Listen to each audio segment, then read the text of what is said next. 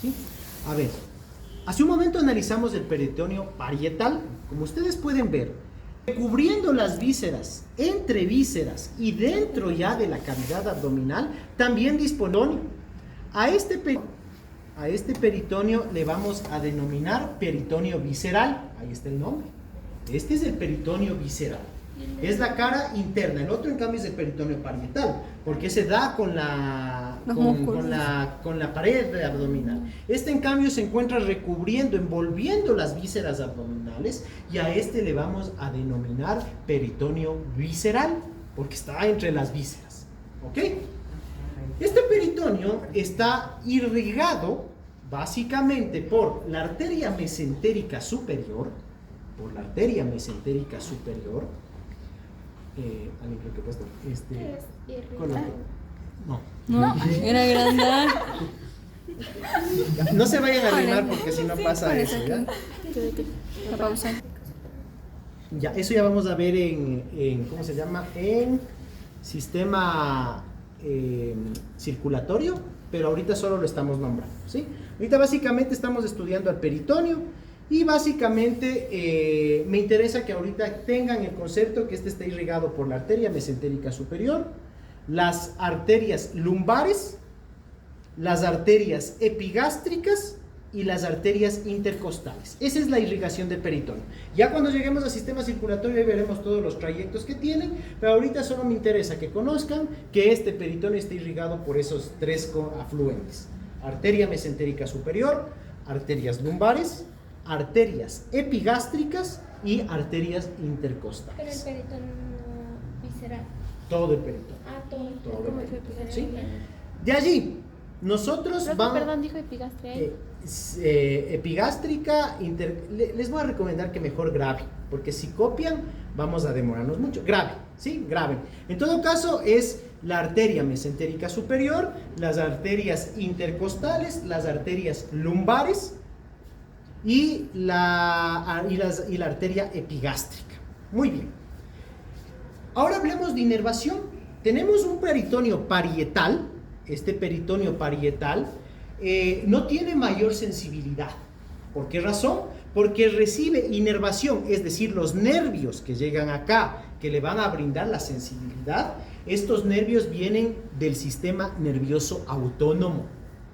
Por tanto, el peritoneo parietal no tiene mayor sensibilidad. En cambio, que el peritoneo visceral, que es el que estábamos analizando hace un momento, ¿sí? Todo este que está aquí, el peritoneo visceral, este en cambio está inervado por ramas nerviosas somáticas. Es decir, este tiene una inervación y una sensibilidad bastante elevada. Entonces, si yo le pregunto cuál de los dos es más sensible, por ejemplo, al dolor, es el peritoneo visceral. Entonces, por ejemplo, se rompe el apéndice, la apendicitis, eso va a irritar y causa dolor. Eso, el dolor que se siente básicamente es en el peritoneo visceral, no tanto en el parietal. La razón, que el parietal está inervado por sistema nervioso autónomo y el visceral por sistema nervioso somático. Y el sistema nervioso somático es rico en fibras del dolor. ¿Sí? ¿Cuáles son las fibras del dolor? Las fibras A delta y las fibras C. Las fibras A delta y las fibras C. Muy bien, eso con el peritoneo, tanto parietal como con el peritoneo visceral. Ahora, vamos a por acá. Vamos a hacer otra vez acá.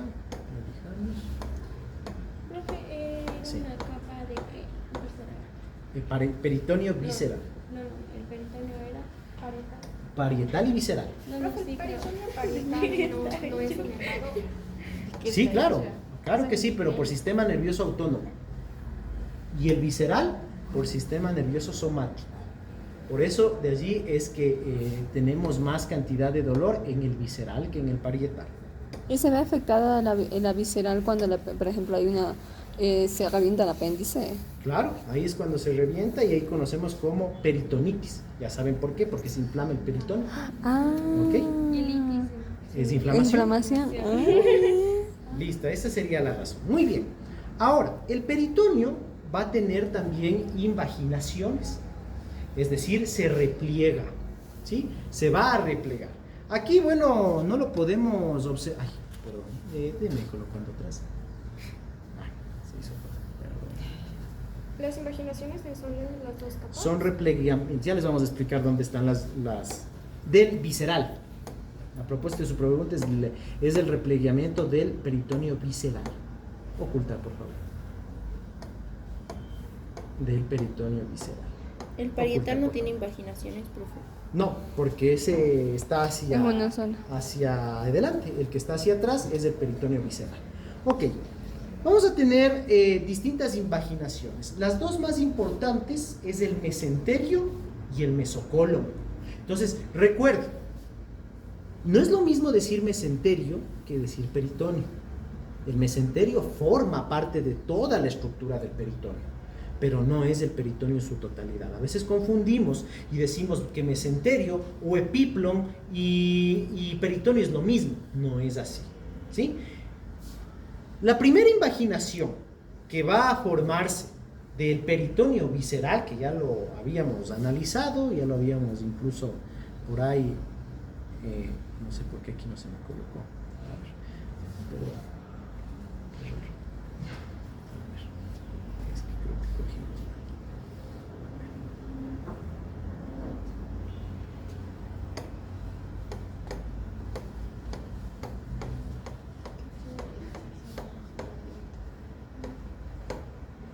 Ay, ayúdeme por favor ocultando. Chévere, bacán, ahí estamos. Ocúltele, ya, muy bien, gracias. No le coloque porque está aplastado.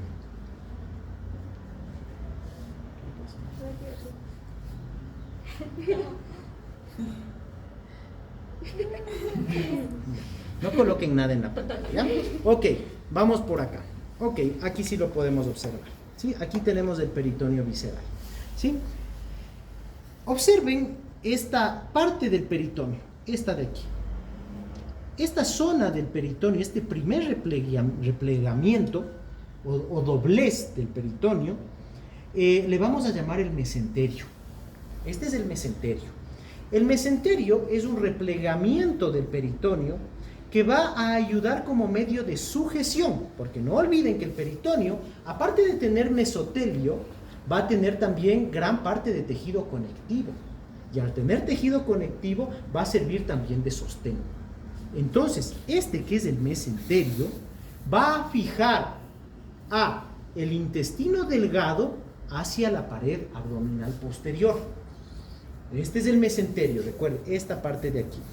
Esto y esto. Aquí me sale todo visceral, pero este replegamiento de aquí es el mesenterio.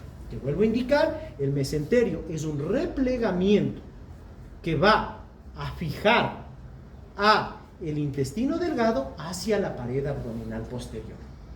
¿Ok? Muy bien. Si nosotros seguimos pues por acá, vamos a hacer una pequeña disección aquí. No se arregle. Okay. Vamos a hacer una disección. Ayúdenme por favor ocultando. ¿Sí? Ocúltele. ¿Sí? Ah, creo que ha puesto algo de más. Ah, dele el de acá por favor, aplástele. Ocúltele por favor. Ocúltele.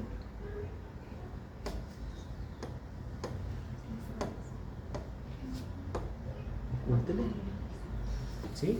Al igual que sucede con el mesenterio, la invaginación que va a fijar a la pared posterior, al colon, recuerde que hace un momento el mesenterio estábamos refiriéndonos al intestino delgado, fija el intestino delgado a la pared abdominal posterior.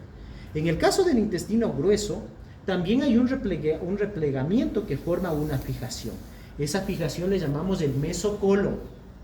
El mesocolon entonces es un medio de fijación que va a fijar a el intestino grueso a la pared abdominal posterior. ¿Sí? A ese le llamamos mesocolon. ¿Listo? Muy bien, vamos por acá. Mesenterio y mesocolon. Mesenterio y mesocolon. Eso también sería peritoneo Ocúlteme. visceral. Sí, es parte de, son replegamientos del peritoneo visceral. O sea, eso está en el peritoneo. Sí. así Es parte de... ¿Sí? O sea, se Dígame. divide en diferentes partes. Pues el peritoneo viscerales son... No es una de las partes. Sí, Son sí. replegamientos, es como que se dobla una... Las una partes que tela. se doblan. La tela está así y el replegamiento es un doblez.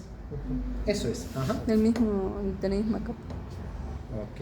Ayúdeme ocultando, por favor. A ver, déjeme ver aquí. Aquí está. Vamos acá. A ver. Sí, el epiplon mayor. Ya, perfecto. Ahora analicemos lo siguiente. Otros medios de sujeción que tiene y que forma el peritoneo a través de estos replegamientos es el epiplon mayor y el epiplon menor. Vamos a ver. Este, ¿no? Quitémosle. Ahí. Selección múltiple, quitemos. ¿Qué es? Después quitemos. Fijación. Plo. Ajá. Ocúltelo, por favor. Ya. Muy bien. Pi. Aquí tenemos al estómago. El estómago tiene dos curvaturas y es fácil de entender. Esta primera curvatura, que es la más pronunciada, se llama la curvatura mayor y esta más pequeña es la curvatura menor del estómago. ¿Por qué les enuncio esto? Porque de allí viene el nombre de los epiplons. ¿Sí? Hay dos epiplons importantes. El primero de ellos es el epiplon mayor, que está recubriendo toda la curvatura mayor del estómago y está fijando al estómago a las vísceras abdominales que se encuentran por debajo, el intestino grueso, el intestino delgado, y le permiten sujecionarse con estas vísceras. De allí tenemos el epiplon menor, que es este de acá, ahí está, el epiplon menor, es toda esta estructura anatómica que estamos viendo aquí. El epiplon menor, en cambio, es un replegamiento también del peritoneo visceral que va a unir, como usted puede ver, básicamente al estómago, a la curvatura menor del estómago, con el hígado. Y de esta manera mantiene sujeto al hígado hacia el estómago. Esto también forma parte Del peritoneo visceral. Del peritoneo ¿Se visceral. puede repetir el mayor? El mayor sugestiona la curvatura mayor del estómago con las estructuras viscerales inferiores. Ahí está intestino grueso, intestino delgado, etc. En cambio que el epiplon menor va a unir básicamente, a fijar al hígado con el curvatura menor del estómago. ¿Y qué estructuras nos entrarían en el medio? Ahí está, básicamente es el colon transverso, ¿sí? Y parte del duodeno. Colon transverso y parte del duodeno. ¿Sí? Muy bien. Eso con los epiplon. ¿Sí? Hemos hablado entonces, ya. Finalmente, vamos a tener otros dos medios de sujeción que se forman, que son parte del peritoneo y que van a ayudarnos a fijar al hígado. Vamos a ver cuáles son. Aunque no les vamos a ver acá, ya lo vamos a analizar también en la otra, ayúdenme ocultando. Solo vamos a ver aquí uno. ¿Sí? El epiplon también el peritoneo también se va a replegar por el hígado. ¿Sí? Y aquí vamos a tener dos ligamentos principales que van a ayudar a fijar en cambio al hígado. El primero de ellos se encuentra aquí, que no lo podemos observar, ¿sí? Si nosotros pudiéramos analizar aquí, en esta parte se encuentra el músculo diafragma, ¿sí? El músculo diafragma va a fijar al hígado a través de un replegamiento también que le vamos a llamar, aquí todo esto así, se llama el ligamento coronario.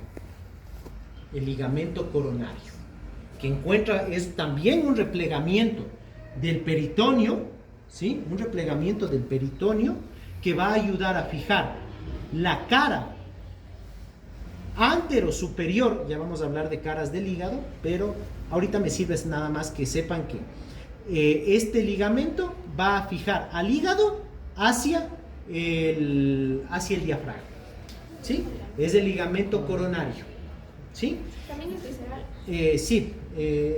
Sí, así es. Y este otro, que es en cambio el ligamento falciforme, bueno, ahorita no lo puedo señalar, pero este que está aquí es el ligamento falciforme. Entonces recuerden, el ligamento coronario va a fijar al hígado hacia hacia el diafragma.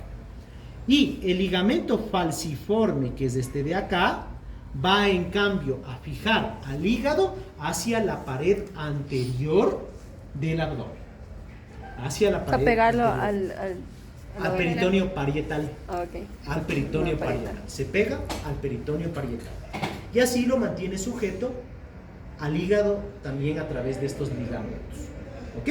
Entonces ahora sabemos, concluyendo, que el peritoneo no es más que una capa de mesotelio con tejido conectivo, que tiene la capacidad de ser semipermeable y da la capacidad de filtrar. Es por eso que a ciertos pacientes, existen técnicas de pacientes renales que les hacen diálisis peritoneal, Le sacan de porque ahí. este peritoneo sirve también como un medio de filtro, que puede Retener líquidos. ¿ah? De También filtrar retiene. líquidos, ¿Y cómo? líquidos y solubles.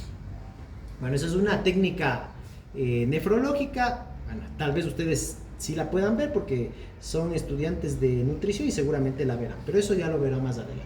¿Ok? Muy bien. En todo caso, entonces el gran nombre es peritoneo, recuerden. Y dentro del peritoneo tenemos los epiplon, el mesenterio, el mesocolon y estos ligamentos que hemos analizado. Todo forma parte de peritoneo. Ahora ya sabe que peritoneo no es lo mismo que decir epiplo, no es lo mismo que decir mesenterio. ¿Cómo se llaman los ligamentos? Ligamento coronario y ligamento falciforme. Pero este ligamento coronario que hacía, perdón. Une al hígado hacia las dos cúpulas del diafragma. La cara antero superior del hígado lo Ya, único ahorita que hablamos de, diafragma, ¿no? no le tomo, solo el hígado tome la Ah, ahorita. ok. Ya vamos a hablar de las caras. ¿Ok? Listo. ¿Alguna pregunta adicional? Eso es peritoneo. Listo. Vamos al proceso digestivo. Vamos. ¿Sí? Ese es el primero, la ingestión. El segundo subproceso es la digestión. El tercer subproceso es la absorción. Y finalmente, el último subproceso es la egestión. ¿Sí? Entonces recuerden, el proceso digestivo está conformado por 4 subprocesos. El primero de ellos la ingestión, el segundo de ellos la digestión, el tercero de ellos la absorción y el último de ellos la egestión. El proceso digestivo va a tener 2 tipos de digestiones. Una digestión que es mecánica y otra digestión que es química. ¿Sí?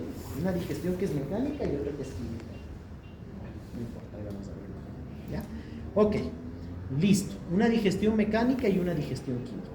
¿Cuáles son todos los órganos que forman parte del sistema digestivo? Vamos a nombrarlos cada uno y después vamos a ir evidenciando cuál de ellos pertenece a cada subproceso.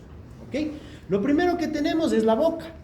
Forma parte del sistema digestivo. De ahí vamos a tener la laringe, ¿sí? Que esta se encuentra compartida tanto por el sistema digestivo como por el sistema respiratorio.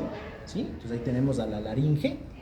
¿Sí? Toda esta parte, la laringe, la boca, la laringe. De ahí vamos a tener al esófago. ¿Sí? Aquí, en el polo superior del esófago, algunos autores, otros no, nombran que se encuentra el esfínter esofágico superior. Nosotros sí lo vamos a utilizar porque cuando lleguemos a mecanismos de regulación hormonal es necesario entender que existe el esfínter esofágico superior. ¿Ok? Entonces, tenemos un esfínter esofágico superior, tenemos al esófago propiamente dicho, y aquí vamos a tener a un esfínter esofágico inferior que también lleva el nombre de cardias. ¿Ok? Entonces, recuerden, esfínter esofágico superior, esófago propiamente dicho, y esfínter esofágico inferior o cardias.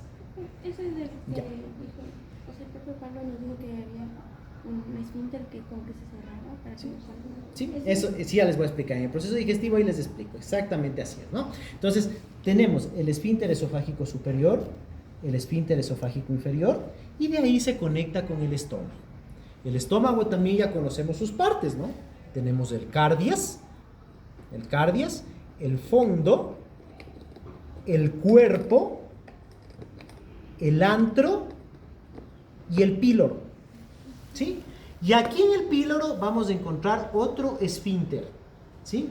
Este es el esfínter pilórico, ¿sí? Esfínter pilórico, ¿sí? Fondo, cuerpo, vamos desde aquí primero. Cardias, fondo, cuerpo, antro y píloro. En el píloro encontramos el esfínter pilórico. Muy bien, sigamos por acá.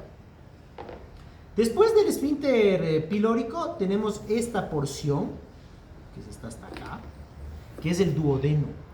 El duodeno es la primera porción del intestino delgado, el duodeno, ¿no es cierto? Hasta ahí no hay mayor drama porque eso vimos la anterior clase.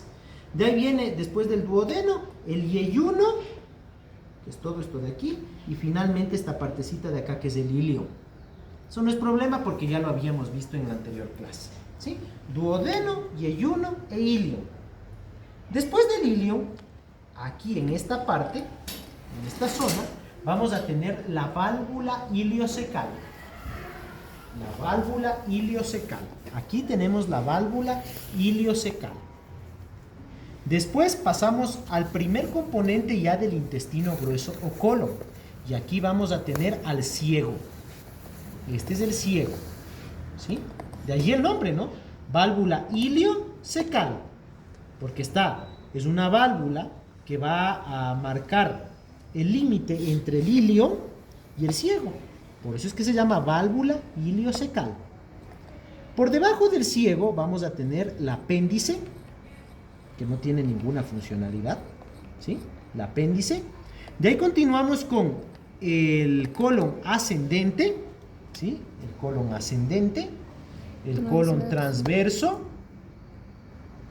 el colon descendente, el colon sigmoideo, se llama sigmoideo porque tiene forma de S, miren, colon sigmoideo o sigma, el recto y el ano, ¿sí?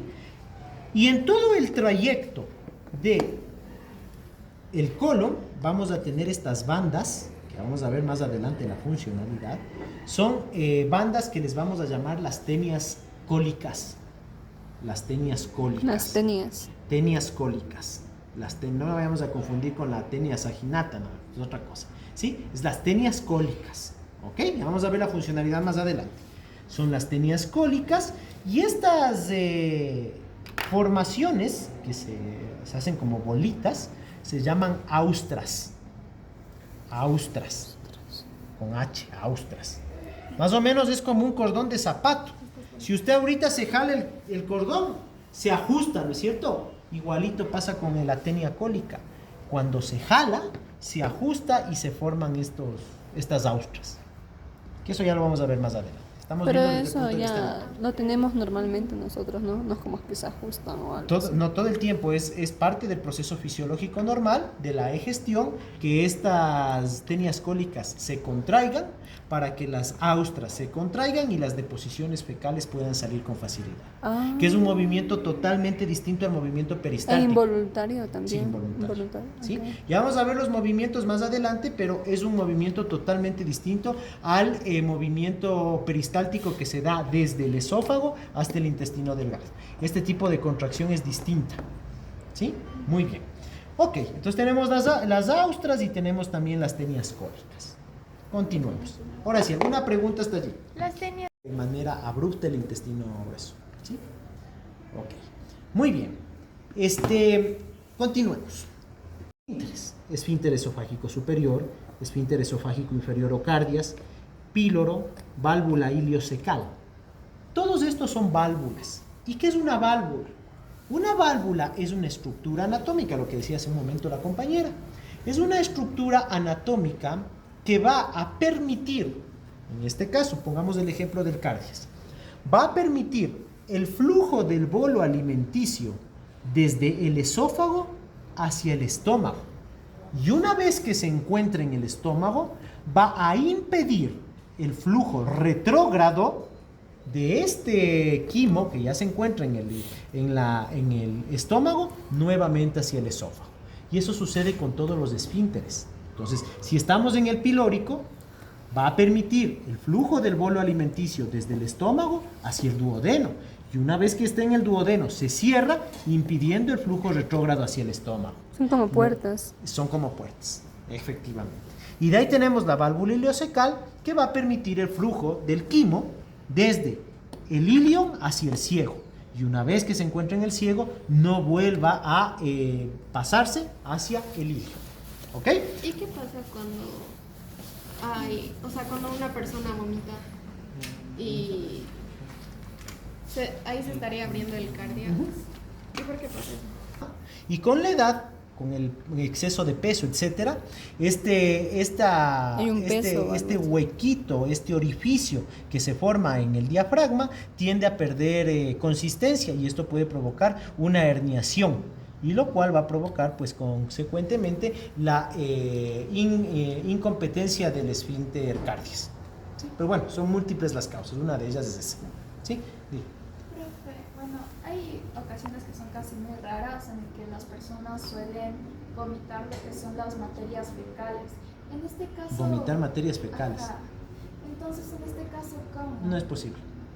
No puede ser. Eso no puede existir. La válvula que va desde el ilion hacia el colon es la válvula iliocecal. Profe, ¿y gastritis y gastroenteritis es lo mismo? No. La gastroenteritis es una enfermedad bacteriana, viral, dependiendo de su etiología. Y la gastritis, en cambio, es inflamación. ¿Ok? Bueno, vamos a continuar. Hemos hablado del tubo digestivo y sus esfínteres. Alrededor del tubo digestivo vamos a tener glándulas anexas. ¿Sí? Vamos a tener glándulas anexas. Las primeras, bueno, una de ellas es la glándula parótida, que aquí no la podemos observar, pero que se encuentra por debajo de los oídos, ¿no? Las glándulas parótidas. ¿Que produce la papada? No, que le dice vulgarmente la papada. Que se le inflama. Paperas. Parotiditis. ¿Ok? Entonces aquí tenemos las parótidas, tenemos las glándulas sublinguales, que están por debajo de la lengua, y las glándulas submandibulares o submaxilares. ¿Ok? Esas son las primeras. Estas van a producir una enzima que se llama la tialina, que es el componente principal de la saliva. ¿Ok? La tialina. De ahí continuamos. ¿Puede repetir las de la boca, por favor? Va a producir la tialina. Papel. La tialina. ¿Ya? Nos vamos a enfocar, por favor, en anatomía y fisiología porque las preguntas que están haciendo son un poco de fisiopato y ya van a llegar a eso y quiero enfocarme en anatomía y fisiología. La que produce la tialina es la sublingual. Las sublinguales, las submandibulares y las parótidas. Todas ellas producen saliva y la enzima principal de la saliva es la tialina. ¿Ok? Muy bien, continuando, pasamos hacia el hígado. El hígado es otra glándula anexa, que ya vamos a hablar más adelante. El hígado también es una glándula anexa, un órgano anexo. De ahí tenemos también al páncreas, que también es una glándula anexa, ¿sí? El páncreas exócrino, ¿no? El páncreas exócrino. Este va a producir algunas enzimas también. Produce la amilasa, produce la lipasa, produce la tripsina y produce la quimiotripsina. Las 4 enzimas: amilasa, lipasa, tripsina y quimiotripsina. ¿Ok? Después, pues básicamente esas son las principales glándulas que forman el sistema digestivo, anexas. Ok, ahora vamos a analizar el proceso digestivo, que es la parte que debemos terminar. Profe, ¿por qué el hígado es considerado glándula? Glándula es órgano, no glándula. Órgano. Órgano, ¿sí? Por eso le corregí hace un momento, es un órgano, ¿sí? No es una glándula. Ok, aquí vamos a tener la boca, ¿sí? Hace un momento decíamos que el sistema digestivo tiene tanto una digestión mecánica como una digestión química. Y como su nombre lo indica, mecánico es pues movimientos, ¿no? En cambio que químico viene de la mano de las enzimas, ¿ok? De las enzimas, ¿ya? Entonces recuerden, lo mecánico es movimiento y las enzimas en cambio son parte de la digestión química. ¿Qué es una enzima? Una enzima es un producto químico proteico, ¿sí? Una enzima es un producto químico proteico, que actúa sobre un sustrato dando como consecuencia un producto totalmente distinto al inicial. Eso es una enzima. Es un producto químico o bioquímico, ¿sí?, que actúa sobre un sustrato, dando como resultado o producto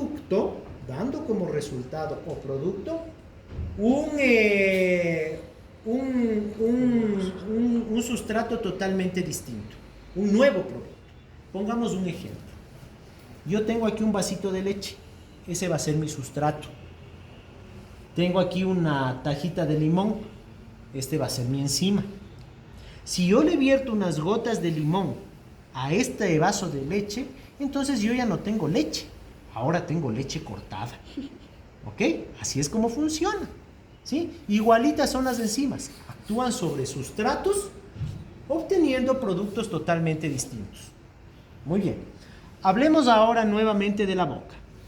La boca tiene dos tipos de digestiones.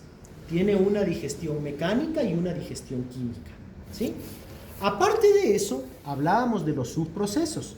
La boca es el órgano eminentemente perteneciente al proceso de ingestión, ¿sí? Entonces, si nosotros hablamos de un órgano que forma parte del subproceso de la ingestión, ese es la boca, ¿ok? Pero la boca también forma parte de los órganos que forman parte también de la digestión. Aparte entonces de ser un órgano eminentemente ingestivo, porque ahí es por donde consumimos los alimentos, la boca también tiene un componente digestivo. ¿Por qué digestivo? Ahí vuelvo a lo que estaba mencionando hace un momento. La boca tiene tanto una digestión mecánica como una digestión química.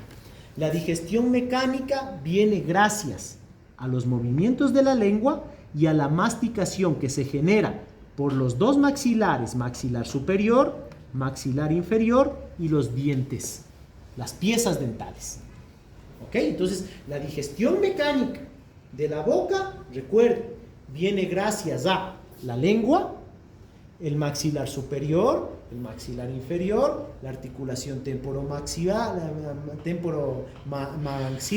tenemos los músculos, temporomaxilar, la temporomaxilar, los músculos del rostro, la lengua y las piezas dentales. Todo eso forma parte de la digestión mecánica, ¿sí?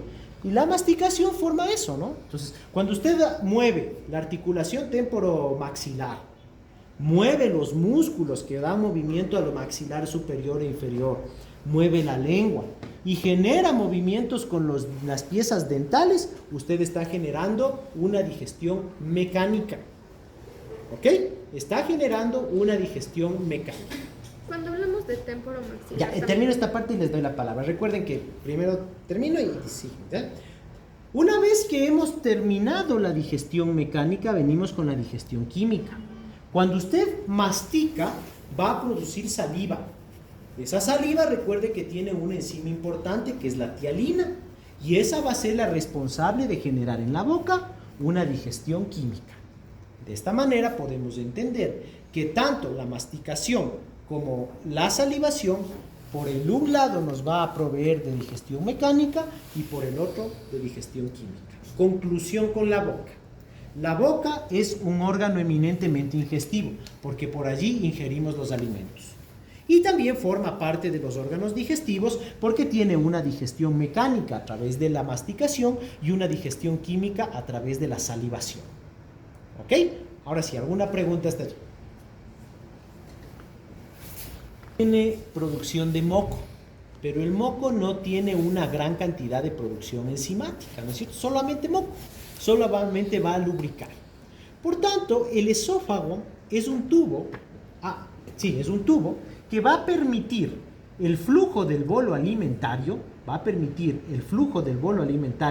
desde, básicamente desde la laringe, va hacia el esófago, y del esófago hacia el estómago.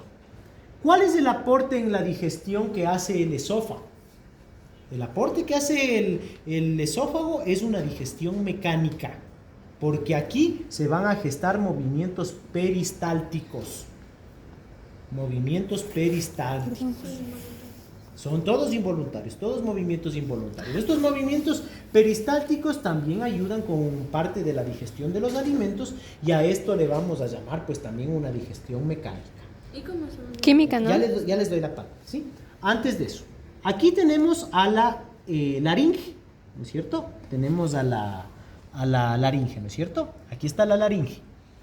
La laringe es un órgano que se encuentra compartido entre la boca y el sistema respiratorio, ¿ok? Entonces miren acá, aquí tenemos a la epiglotis. Esta es la epiglotis. La epiglotis es una estructura cartilaginosa que se va a replegar. Esta acá de acá, en cambio, ya es la faringe, ¿no? Aquí ya tenemos el sistema respiratorio.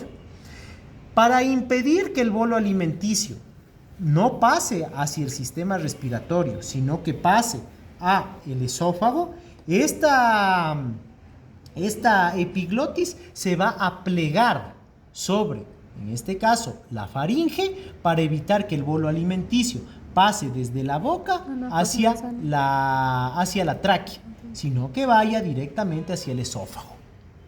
¿Ok? Continuamos con el esófago. Continúa el alimento ya con una digestión netamente mecánica y va a transportarse el bolo alimenticio desde el esófago hacia el estómago con la consecuente apertura del esfínter cardias o esfínter esofágico inferior para permitir el paso del bolo alimenticio desde el esófago hacia el estómago. Y una vez que se encuentra en el estómago, este cardias se cierra para impedir el flujo retrógrado del bolo alimenticio que se encuentra en el estómago nuevamente hacia el esófago. ¿Alguna pregunta hasta acá?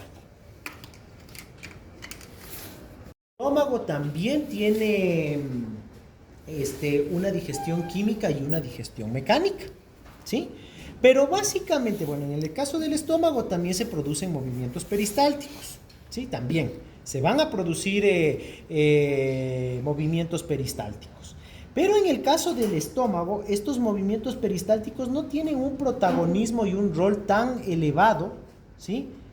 Como sucede con la digestión química del estómago. El estómago es un órgano, en cambio, eminentemente digestivo, ¿sí? Es un órgano de todos los órganos del sistema gastrointestinal. El estómago es el órgano eminentemente digestivo, es decir, es el que se va a encargar de la digestión de los alimentos. Entonces, el bolo alimenticio llega al estómago, ¿sí?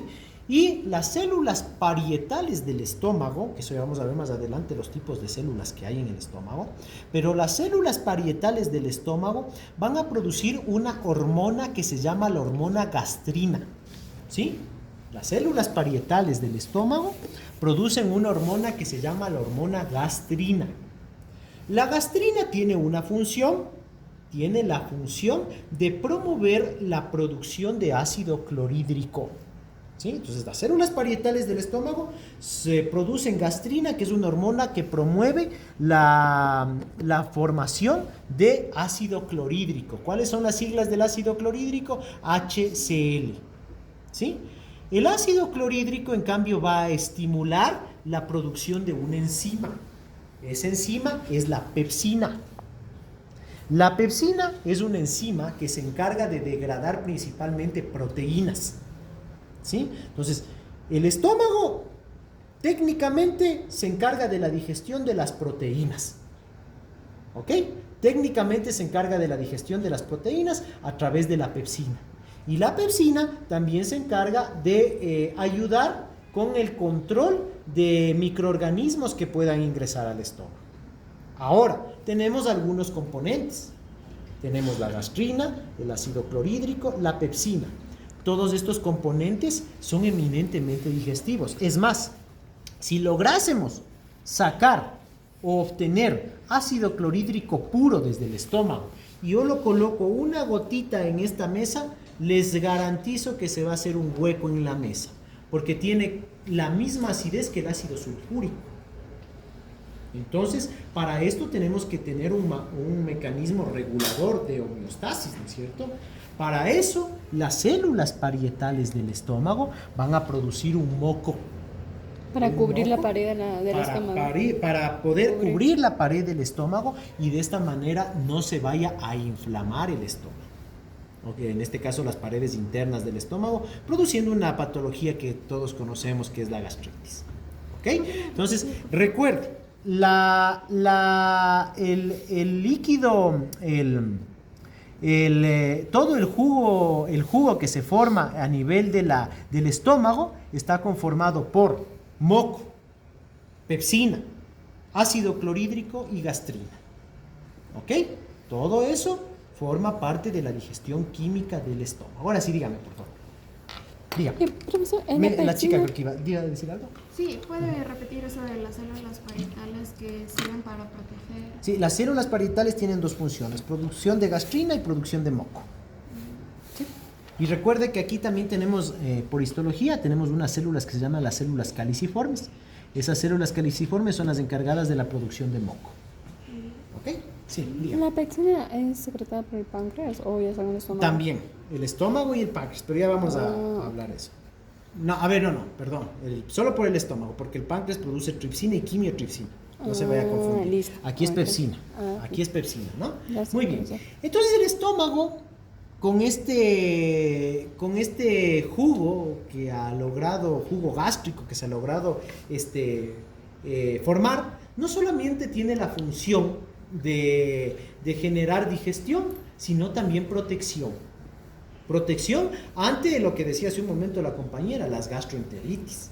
Cuando aquí, por ejemplo, entra un virus, un parásito, una bacteria, tiene que luchar primerito con el jugo gástrico. Y si logra pasar esa barrera, ahí recién causa infección ya a nivel del intestino delgado. ¿Eso son las células parietales? ¿Qué? De la protección ante... Las células parietales, no, estoy hablando del jugo gástrico. El jugo gástrico es el que va a ayudar protegiendo al sistema gastrointestinal de las posibles infecciones, virus, parásitos, bacterias, ¿sí? Entonces ese jugo que es ácido va a matar básicamente a virus, parásitos, bacterias para evitar que nos enfermemos. Por eso que cuando se comen una comida de la calle seguramente tiene coliformes fecales. Les garantizo, porque nadie cree que se lave las manos. Usted compra un mote ahorita ahí en la calle, esa señora no se lavó las manos nunca, seguramente en sus manos tiene coliformes fecales. Usted se come ese mote y no le va a causar infección, no porque la señora sea limpia, sino porque usted ha generado un jugo gástrico que ha impedido que esos coliformes fecales, Escherichia coli, le cause una gastroenteritis bacteriana aguda o una enfermedad viral, etc. ¿Ok? Sí, diga. Todo tiene que ver la flora intestinal que dicen siempre. Exacto. Es todo eso, la flora. Esa es la flora intestinal. Entonces. No, ahorita estamos hablando del jugo gástrico. O sea, Ya la flora flora intestinal intestinal se encuentra básicamente en el intestino grueso e intestino delgado. Eso ok. es, en cambio, virus, parásitos y bacterias que forman parte de las paredes intestinales, que en cambio Ayudan esas a la nos protegen. absorción y nos protegen. Ajá, y nos protegen. Ok. Efectivamente. Muy bien. Gracias, profesor. Listo. Ahora continuemos. Después del estómago, pasamos al duodeno. Aquí tenemos el esfínter pilórico. Pasa ya prácticamente el bolo alimenticio en un 80% digerido hacia el píloro, se abre y una vez que pasa del píloro pasa al duodeno. En el duodeno el bolo alimenticio tiene que alcalinizarse. ¿Recuerdan? Esas células caliciformes son las encargadas de la producción de un moco que va a ayudar a neutralizar el quimoácido que ha pasado del estómago hacia el duodeno. ¿Ok? En el duodeno ya pasa el alimento y el duodeno es la primera porción del intestino delgado. En la primera porción del intestino delgado, nosotros, que es el duodeno, es un órgano eminentemente digestivo y también absortivo. ¿Ya? En el caso del duodeno es digestivo. ¿Por qué razón? Porque miren, acá tenemos al páncreas y tenemos al hígado, ¿sí? Ya vamos a analizarlos más adelante al hígado y al páncreas por separado, ¿sí? Pero el hígado y el páncreas van a encargarse de la producción de ciertas sustancias que todavía nos colaboran a la digestión. en el caso del páncreas, va a producir 4 enzimas: la amilasa, la lipasa, la tripsina y la quimiotripsina. ¿Sí? La amilasa, la lipasa, la tripsina y la quimiotripsina. ¿Sí? ¿Ah? Dígame. Pregunta, ¿ya son como tripsina vacía o es como esto del tripsinógeno? Ya esa, la Forma activa. la formación hablamos en la próxima clase. Ahí vamos a hablar de todas las células, cómo se forman y todo. ¿Ok? Ahorita solo hablamos desde el punto de vista fisiológico y anatómico. ¿Sí? Muy bien. Entonces, la amilasa, la lipasa, la tripsina y la quimiotripsina se producen en el páncreas, ¿sí? Y se vierten ¿a dónde? Al duodeno, permitiendo y continuando la digestión de los alimentos.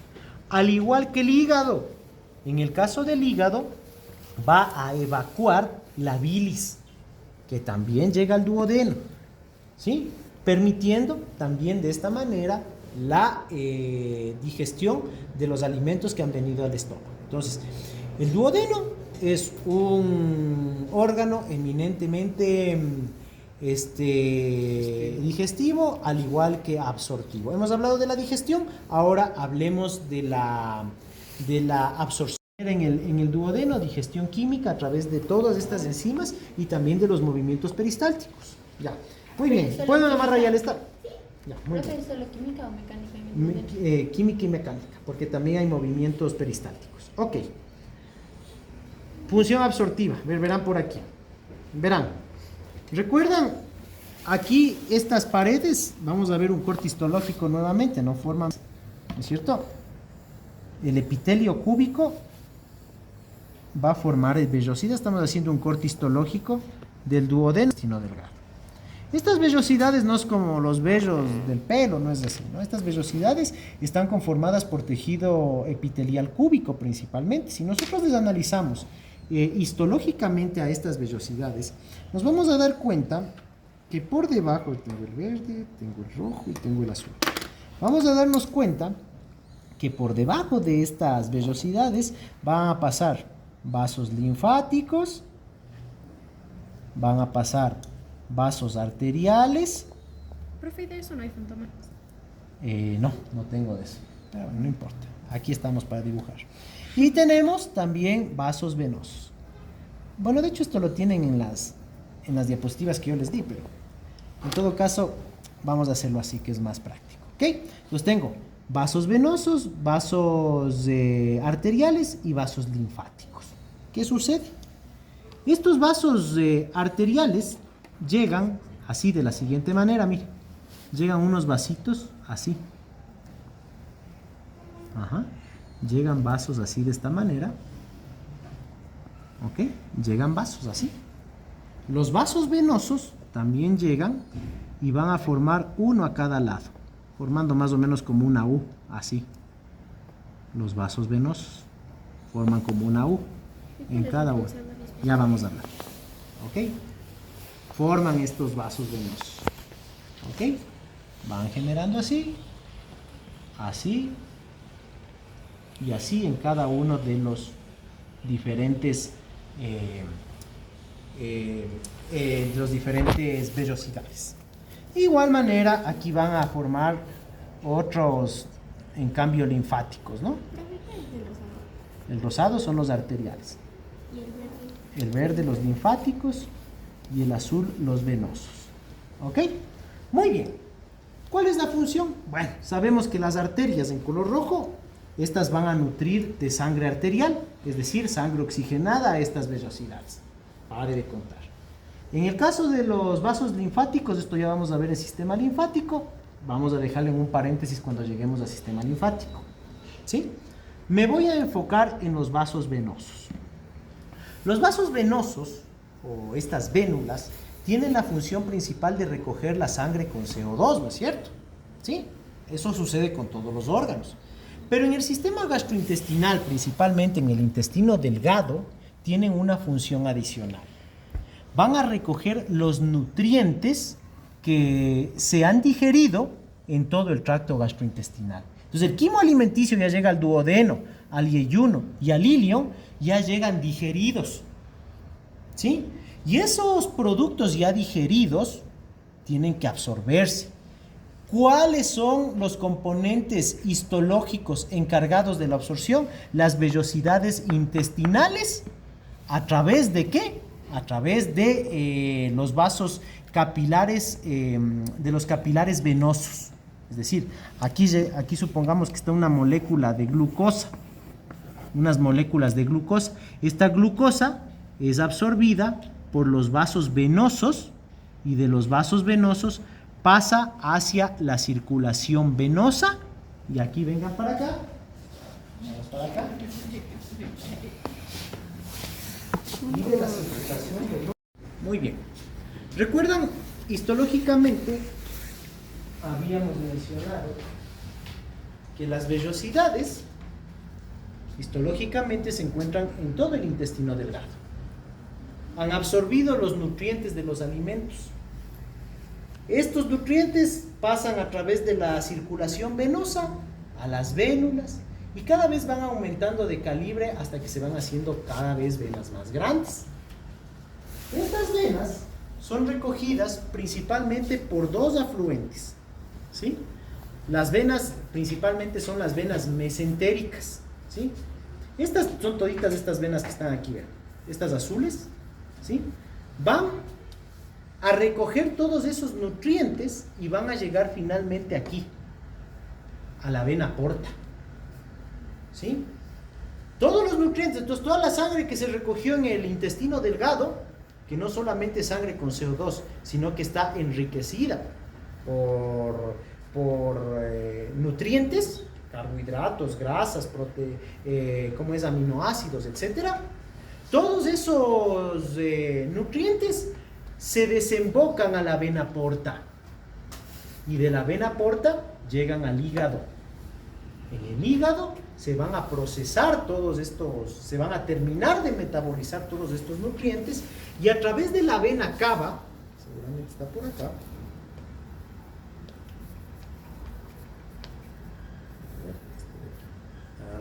está.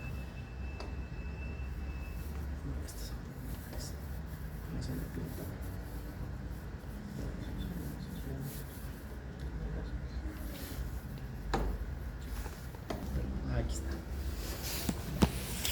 Miren, aquí se forma la vena hepática.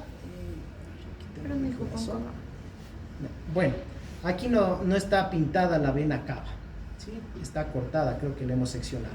Pero de la vena hepática, ¿sí?, se va a formar un gran afluente que es la vena cava inferior. La vena cava inferior, justamente está aquí, sí se seccionó, se va a conectar directamente al corazón. Y los nutrientes que ya se encuentran metabolizados por el hígado pasan de la vena cava inferior al corazón y del corazón todos esos nutrientes llegan al resto del cuerpo. Entonces hemos entendido qué es el sistema de circulación portal. El sistema de circulación portal es la absorción de los nutrientes a través de las vellosidades intestinales que llegan a través de los capilares venosos, forman la vena porta. La vena porta llega hacia el hígado. En el hígado estos nutrientes terminan de metabolizarse y salen a través de la vena cava inferior al corazón. Y del corazón todos estos nutrientes se van a esparcir en todo el cuerpo para el funcionamiento metabólico de nuestras células. ¿Ok? A esto le llamamos sistema de circulación portal. Esto para ustedes es ultra importante porque ustedes son nutricionistas. Y si usted no entiende el sistema de circulación portal, no puede ser nutricionista. Tiene que entenderlo.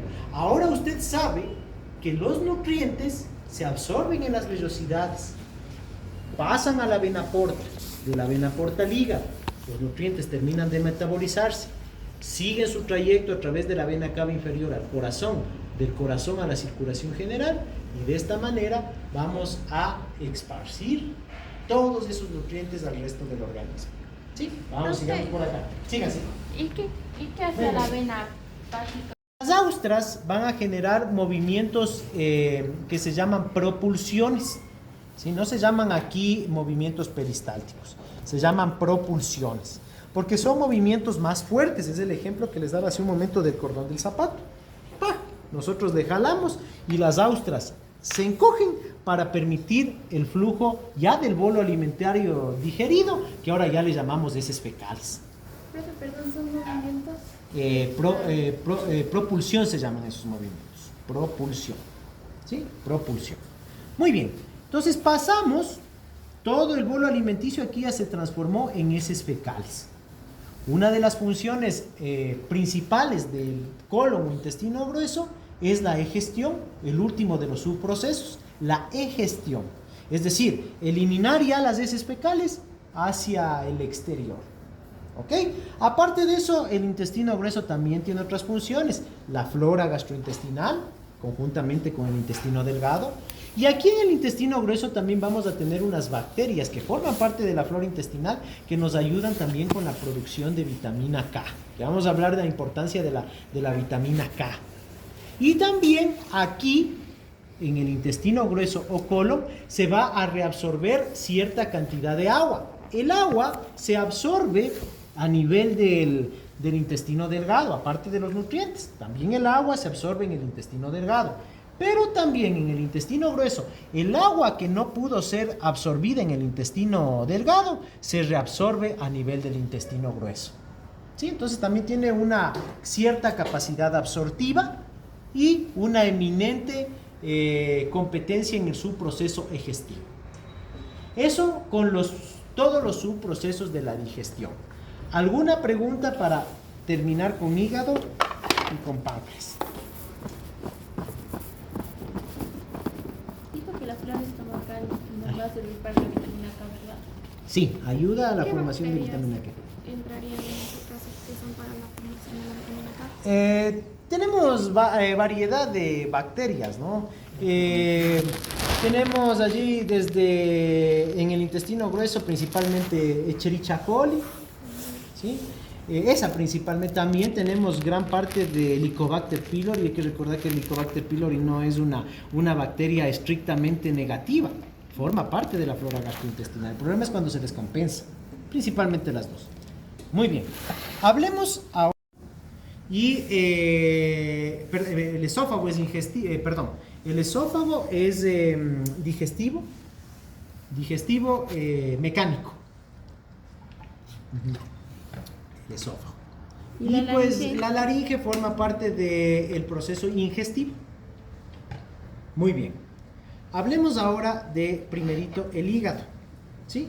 El hígado es una glándula accesoria del sistema gastrointestinal. El hígado tiene algunos segmentos, pero no nos vamos a complicar con los segmentos. Solamente nos vamos a referir a las caras y a los lóbulos, que es lo que en realidad nos interesa. ¿Sí? El hígado pues tiene básicamente dos caras. Una cara antero-superior, ¿sí? Una cara antero-superior y una cara póstero-inferior. ¿Ok? Una cara antero-superior y una cara póstero-inferior. ¿Sí? Son las dos caras que tiene el hígado. El hígado tiene lóbulos, ¿no? Tenemos un lóbulo izquierdo, un lóbulo derecho, y si le damos la vuelta, ¿sí? Si le damos la vuelta a estos dos lóbulos, no sé si se puede sacar, bueno, no importa. Aquí vamos a tener el lóbulo cuadrado y este de aquí, el lóbulo caudado. Son los principales lóbulos, ¿sí? Lóbulo izquierdo, lóbulo derecho, lóbulo caudado y lóbulo cuadrado. En el lóbulo cuadrado reposa la vesícula biliar, ¿sí? ¿Qué es la bilis? ¿Qué es la bilis? Otra hojita regalo. ¿Qué es la bilis? Aquí tengo un glóbulo rojo, ¿no es cierto? Los glóbulos rojos viven alrededor de 120 días, ¿no es cierto? Ya. Un glóbulo rojo está formado por dos proteínas principalmente. Una proteína que se llama hemo y otra que se llama globina. Cuando ha cumplido sus días de vida útil un glóbulo rojo, termina en el vaso. En el vaso, este glóbulo se aplasta y termina por romperse, es como un globo. Se rompe y va a liberar la molécula hemo y va a liberar la molécula globina. La molécula globina no tiene mayor problema porque esta se elimina a través de la orina. No hay problema. La hemo no tiene la capacidad de eliminarse a través de la orina. Es muy pesada para filtrarse a nivel del sistema renal. ¿Qué pasa con la molécula hemo? La molécula hemo pasa a la sangre y se descompone como bilirrubina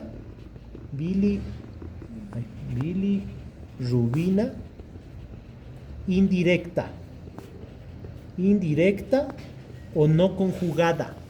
¿Sí? Entonces, esta molécula hemo en la sangre se descompone como bilirrubina indirecta o no conjugada. Sigue su trayecto por toda la sangre hasta que finalmente llega al hígado. En el hígado, esta bilirrubina indirecta o no conjugada se metaboliza y se transforma en bilirrubina directa o bilirrubina conjugada. ¿Sí? Entonces ahora tenemos bilirrubina directa o conjugada, que ya sabemos que proviene de la degradación de la molécula hemo que ha producido la ruptura de un eritrocito que ha cumplido 120 días de vida útil. Ahora ya sabemos de dónde viene la bilirrubina. Volvamos al hígado. A ver, que se vea mejor aquí. Bueno, aquí. Esto es como que una esponja de bilirrubina, ¿no? Tenemos una esponja de bilirrubina que ya está conjugada porque está metabolizada. Entonces tiene que eliminarse. Y ahí juega un rol protagónico, ¿qué? La vesícula. Acuérdese de eso.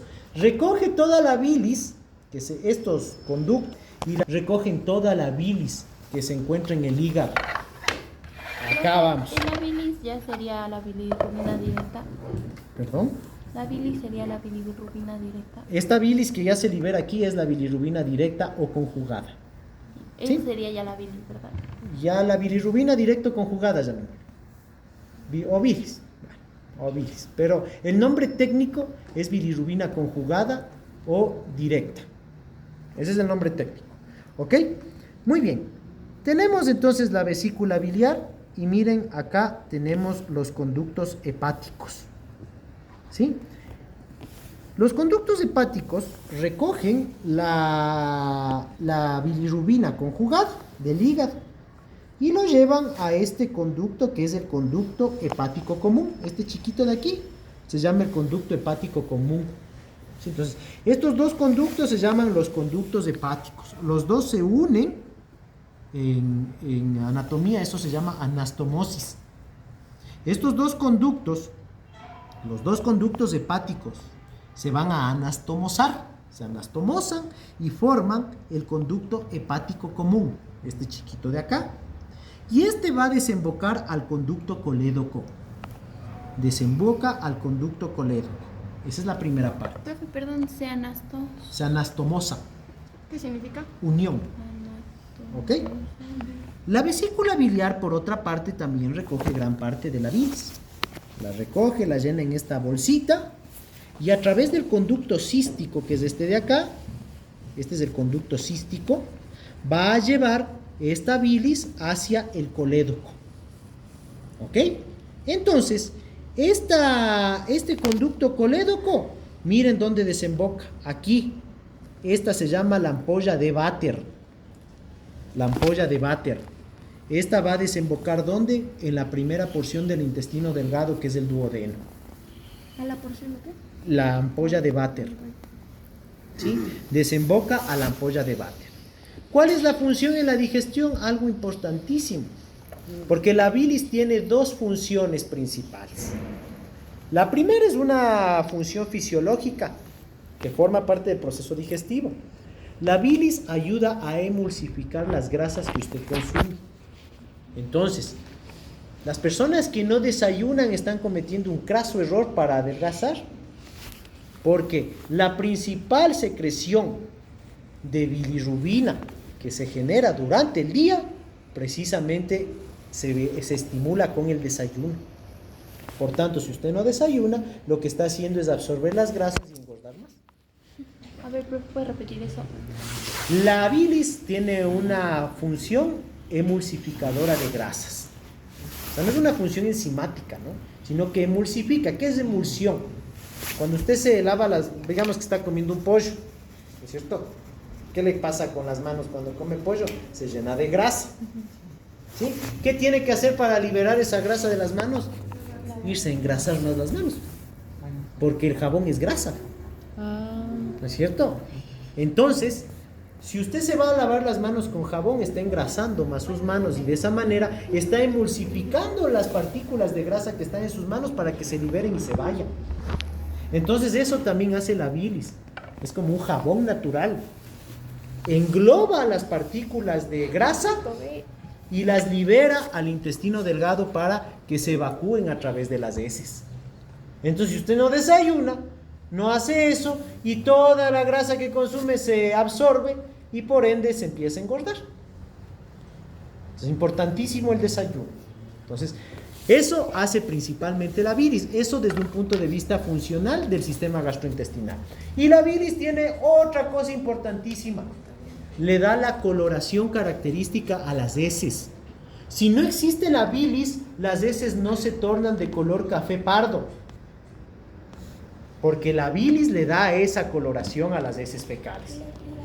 ¿Sí? Entonces, cuando tenemos un problema hepático o un bloqueo, por ejemplo, un cálculo biliar que bloquee la vía, entonces no llega la bilis y las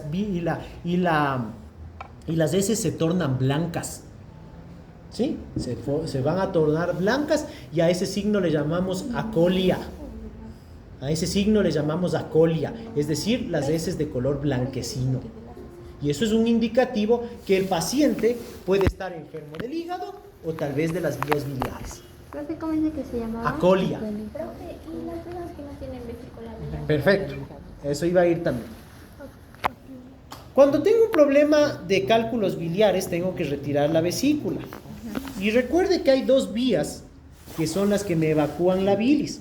El conducto hepático común a través de las dos ramas hepáticas y el cístico que se conecta directamente con la vesícula biliar. Cuando yo retiro la vesícula biliar con un procedimiento quirúrgico, yo pinzo el conducto cístico y retiro la vesícula, pero me queda totalmente habilitado el conducto hepático común. De esta manera puedo eliminar la bilis ahora a través del conducto hepático común, porque ya no tengo vesícula, por tanto esta vía quedaría del cístico, quedaría inhabilitada. Es como tener una calle. Aquí supongamos que tengo una avenida donde haya dos confluentes, pongamos aquí, inventémonos aquí una calle. O sea, aquí tengo una avenida, ¿sí? Y aquí tengo una bifurcación en Y de una avenida. Entonces los carros vienen así, todos van a llegar aquí al norte de Quito, supongamos. ¿Ok? Entonces los carros vienen aquí, unos vienen por esta vía, otros vienen por esta vía, pero todos llegan al norte.